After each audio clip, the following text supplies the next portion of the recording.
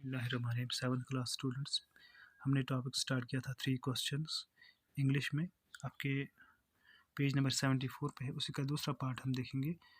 तो 3 क्वेश्चंस हमने पहले पार्ट में जो चीज़ पढ़ी थी कि बादशाह को 3 सवालों के जवाब चाहिए थे, तो उसने मैसेंजर के थ्रू ऐलान करा दिया कि जो इन 3 सवालों के मुझे माकूल जवाब देगा मैं उसे इनाम दूंगा।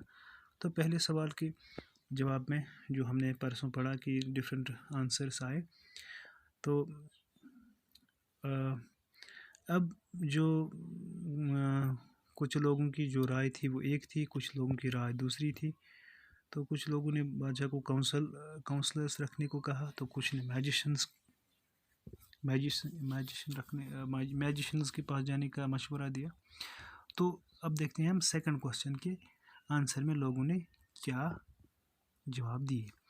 तो in their answers to the second question, some said that the people most necessary to the king were his counselors.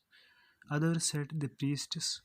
A few others chose the doctors, and yet others said that his soldiers were the most necessary. तो दूसरा जो सवाल था वो ये था कि बादशाह के नज़दीक सबसे अहम लोग कौन हैं। यानी पहला सवाल था what is the right time, तो दूसरा था which people should he listen to, किन लोगों का वो सुने। तो सेकंड क्वेश्चन के जवाब में लोगों ने कहा कि people most necessary to the king were his counsellors. तो बादशाह के नज़दीक सबसे जो अहम लोग थे वो उसके काउंसलर्स थे, जो मिनिस्टर्स जो बादशाह को मशवरा देते हैं उनको काउंसलर्स बोलते हैं। अदर सेड द प्रीस्ट्स, कुछ लोगों ने उसे प्रीस्ट्स कहा कि प्रीस्ट्स आपके नज़दीक सबसे ज़्यादा इम्पॉर्टेंट है, उनका आपको सुनना चाहिए। फिर अदर्स चूज द डॉक्टर्स, कुछ ने कहा कि आपको बादशाह सलामत को डॉक्टर का ज़्यादा सुनना चाहिए क्योंकि वही ज़्यादा इम्पॉर्टेंट है। Yet others said that his soldiers were the most necessary, और कुछ लोगों ने उसे कहा कि आपके नज़दीक सबसे इम्पॉर्टेंट लोग जो हैं वो आपके सोल्जर्स हैं, यानी आपके सिपाही हैं। तो ये दूसरे सवाल के जवाब में लोगों ने कहा। तो तीसरा सवाल था what is the most important thing for him to do, यानी सबसे अहम चीज़ उसके लिए क्या है जो उसको करनी चाहिए। तो इस सवाल के जवाब में लोगों ने कहा as the answers to his questions were so different to the third question some said science, कुछ लोगों ने कहा कि आपके नज़दीक सबसे अहम साइंस है। अदर्स चूज फाइटिंग, कुछ लोगों ने कहा कि आपको लड़ना चाहिए। And yet others religious worship, कुछ लोगों ने कहा कि आपको मजहबी इबादत जो है वो सबसे अहम इम्पॉर्टेंट चीज़ आपके लिए है। तो ये जो जवाब थे ये काफ़ी डिफरेंट थे। As the answers to his questions were so different, जो आंसर्स थे इन 3 क्वेश्चंस के वो काफ़ी डिफरेंट थे। The king was not satisfied, इसलिए बादशाह जो था वो सेटिस्फाई नहीं हुआ, वो मुतमईन नहीं, सेटिस्फाई का मतलब मुतमईन।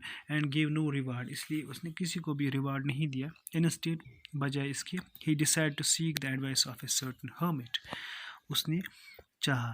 उसने सर्च किया कि उसने चाहा कि वो एडवाइस ले, यानी वो मशवरा lay off a certain hermit, किसी एक हर्मिट का जो राहिब होता है, जो अलग थलग ज़िंदगी गुजारता है, इबादत में गुजारता है ज़्यादातर वक्त, वाइज मैन हो, who was widely known for his wisdom, जो हर्मिट था वो अपनी दानाई के लिए जाना जाता था। ही वाज वाइडली, यानी काफ़ी पज़राई थी उसे, वो काफ़ी दूर दूर तक उसकी शोहरत थी, उसकी चर्चे थे फॉर ऑफ हिज विजडम, उसकी दानाई के।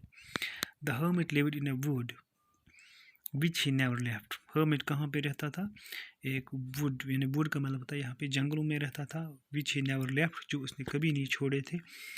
ही saw no one but simple people, इसने देखे थे सिर्फ सादा लोग, क्योंकि जो जंगलों में रहता है उसकी ज़िंदगी सादा होती है।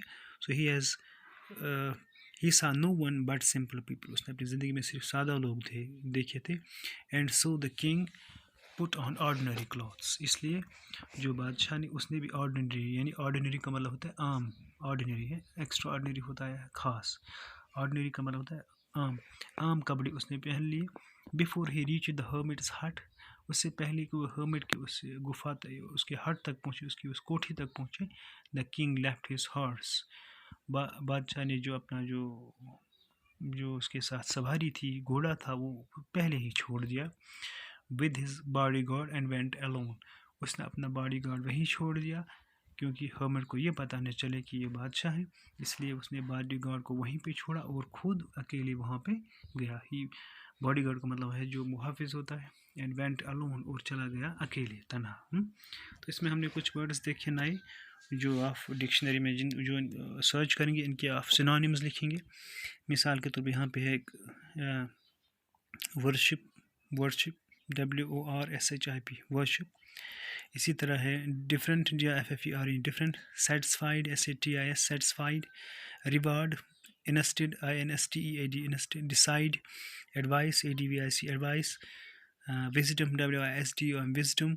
इसी तरह है सिंपल, SIMPL, सिंपल। इसी तरह यहाँ पे ordinary, ORDINAR, ordinary. Reach, REACH, reach. तो अलोन, ALONE, इन वर्ड्स के आप मीनिंग लिखेंगे और कॉपी पर उनको दर्ज करेंगे। ये आपके लिए होमवर्क रहेगा। ठीक, आगे हम कल पढ़ेंगे इससे आगे जो स्टोरी में क्या होता है। आज के लिए इतना ही। अस्सलाम वालेकुम।